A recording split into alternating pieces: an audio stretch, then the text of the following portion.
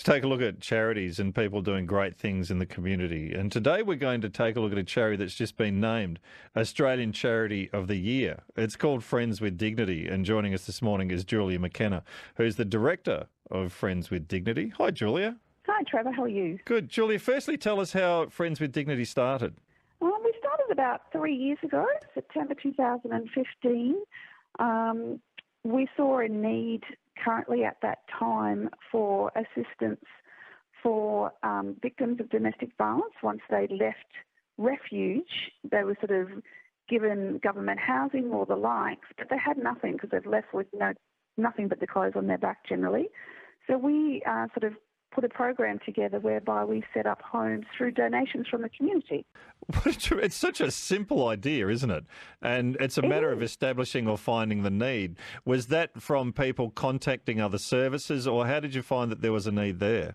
One of our directors, Manuela Whitford, she was actually working in the prison system. She's a mental health nurse, and she was noticing women were actually committing petty crimes or crimes to go back into jail to flee the violence in their own homes.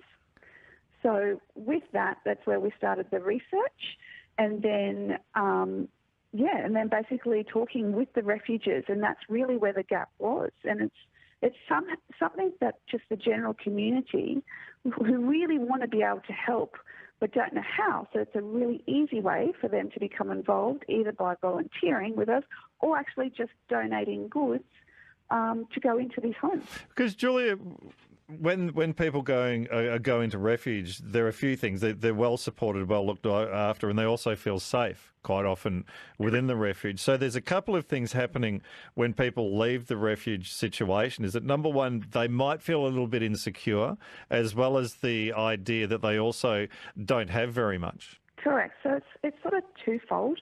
Most of the times, of course, they have fled or moved to somewhere that may not be near their actual family or social network because they're fleeing the domestic violence.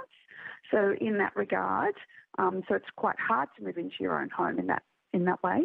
And then also in regards to tangible items.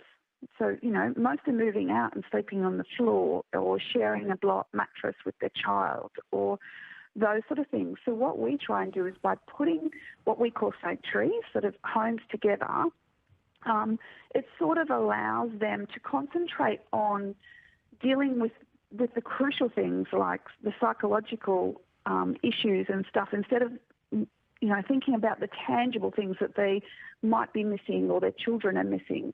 In that way, we then cover that off and they can concentrate on the main items, on issues that they need to deal with. That's a really good point, because it's not, if you've got a whole stack of things that you've got to deal with, if you can minimise that so that you can just focus on one thing, then it makes life a heck of a lot easier.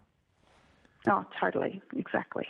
And we should point out that this is that you give assistance to men, to women and to children. So it's right across the gamut for anybody who needs assistance who's been involved in domestic violence.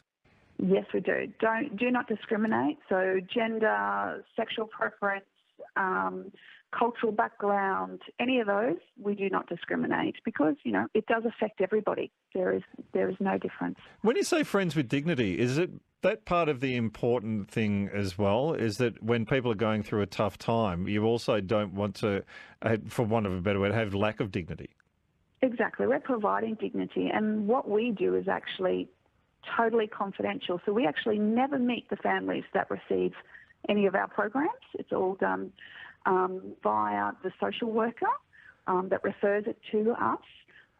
Because we don't want them to run into us at Coles and Woolies and think they owe us a debt of gratitude for the rest of their lives. We're allowing them to start their lives however they would like and providing that dignity, to start again. So is that how people get onto you for assistance? Is it through referral through different agencies?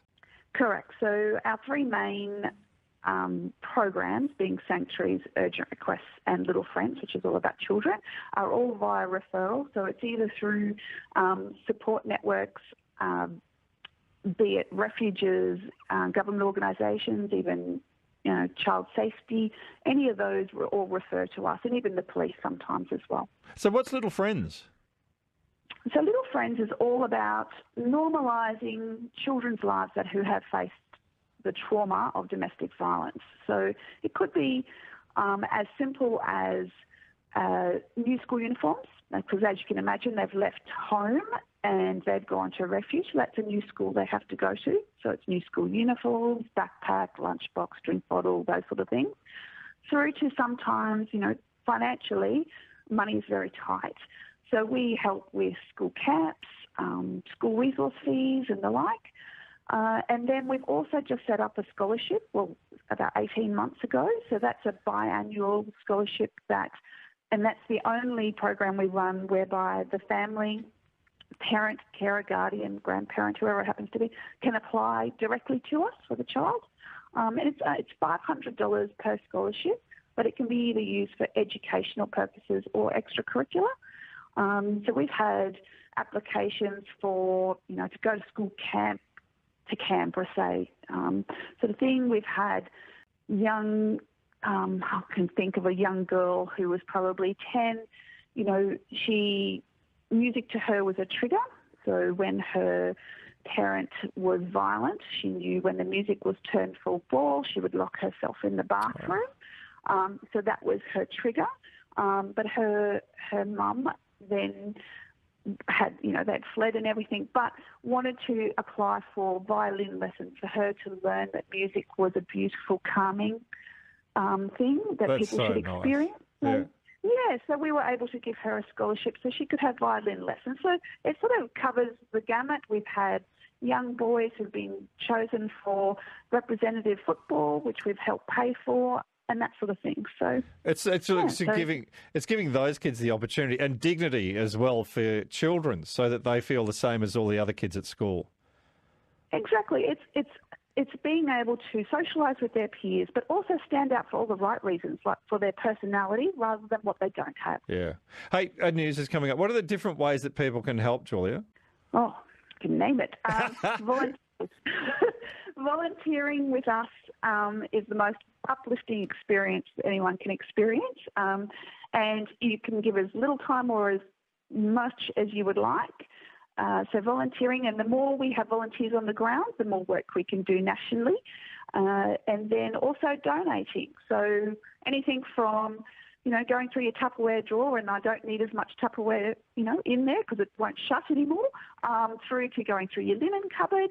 What we ask is those items are what you would give your best friend, because again, we're providing dignity to these people, so they need to be, clean, working order, but something you would give your best friend. Julia, our news is coming up, so what we'll do is we'll get all of the details that people can get, and I'll provide that after the news so that everyone knows how to support. Fantastic. Thanks so much. Julia McKenna, Friends with Dignity.